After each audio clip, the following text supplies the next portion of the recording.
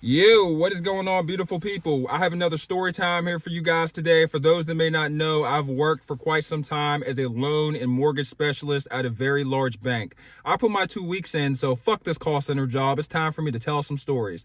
This story is about a lady that was having a nervous breakdown on my line, and I literally had to calm her down. She couldn't even pronunciate her words. She was just and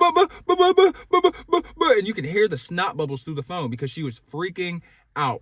So she leased a vehicle with Toyota. Toyota allowed her to buy the vehicle as a lease buyout, right? And this is why you never lease a vehicle and why you darn sure never do a lease buyout.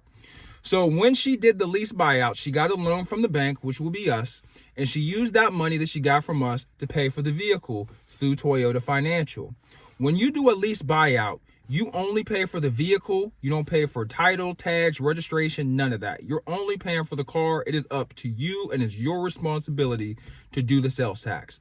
Guys, I asked her what happened in the office and you know how she missed these details inside of her contract.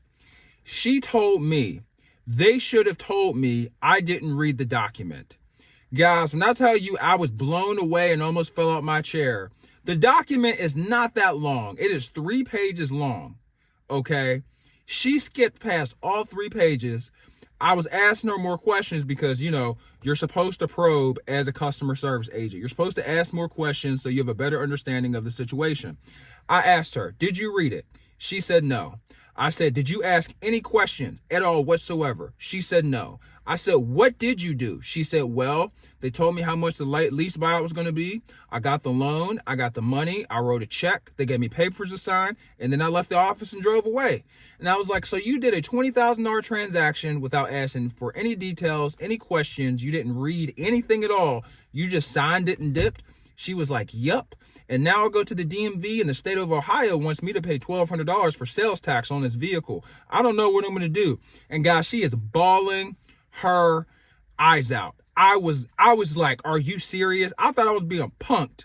People are out here running around just signing stuff. She had good credit, 720 credit score.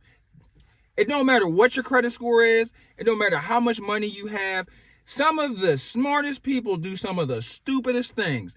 And you know, I'm not saying that she is stupid, but that is a stupid move. That is a dummy move. You always ask questions when you're signing any contractual paperwork. I don't care if it's a house, a mortgage, personal loan. Ask questions. Read. If you can't read it, get somebody who can. Pay for a paralegal. Shoot. Pay Dr. Seuss. Pay somebody. Pay somebody to read your documentation so you understand it and at least know the basics of the terms and conditions. Like it's mind-blowing, bro. Doing this job has really shed some light on how little people read. People rush through everything.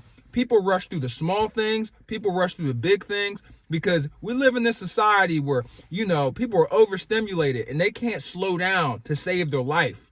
They can't say it to save their financial life. Like your finances, especially when it comes to signing paperwork, they could be easily compromised immediately.